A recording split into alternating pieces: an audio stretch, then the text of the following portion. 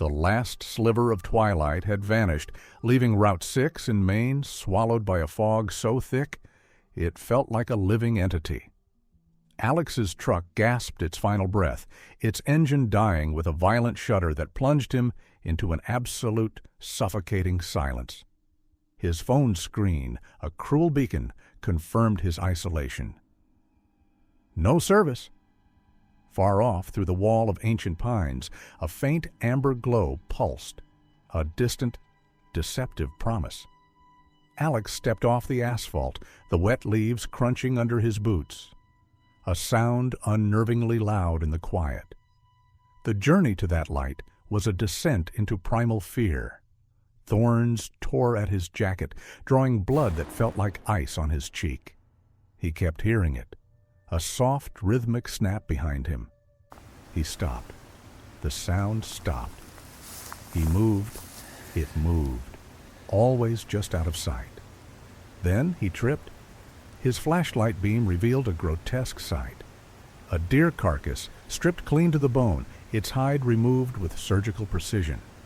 Panic surged. He scrambled, slipped, and finally tumbled down a short embankment, landing hard on the damp wooden porch of a dilapidated cabin. The lantern above swung, casting dancing shadows. The door, already ajar, seemed to beckon him in. Alex raised a trembling hand, pushing the door open wider.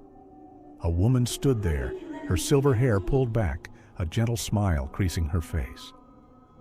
"Oh, my dear, look at you," she murmured, her voice warm and maternal. "Lost in this wilderness? Come in, child."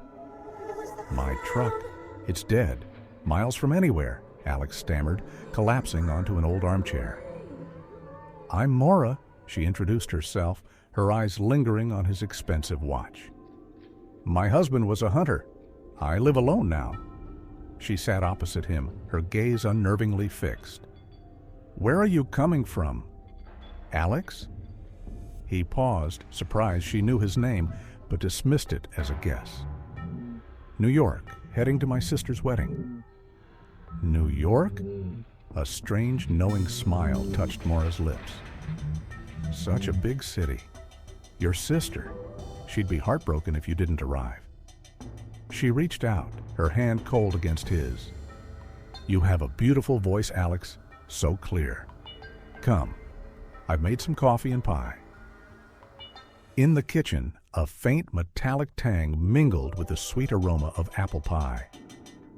Mora placed a steaming mug of coffee before him. "Drink, Alex. It will soothe you." He took a sip. The coffee was unusually bitter, and a wave of dizziness washed over him. He lowered the mug, his eyes drifting to a shelf in the corner.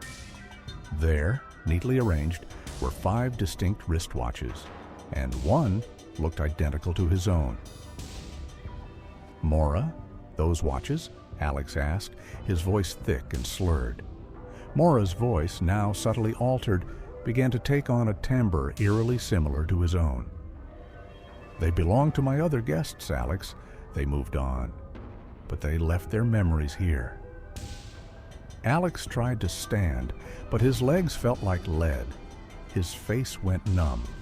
Mora was now standing directly in front of him. "You know, Alex," she began, her voice now almost indistinguishable from his. "Your sister's wedding. I'll be there." He watched, horrified, as Mora's body began to contort. Her bones cracked and shifted, her skin rippled like water, stretching and molding. Her face elongated, features blurring, then reforming into a perfect replica of his own. Alex's reflection in the old mirror shimmered, faded, and vanished. "Your life? It's mine now."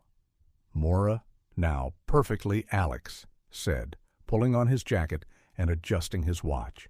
She looked into the mirror, smiling his smile. The next morning, Alex's truck was back on Route 6. The driver, humming a tune, called his sister. "Hey, sis, I'm on my way, almost there." But in the quiet cabin, a new photo hung on the wall. A young man, his eyes wide with a final, silent terror.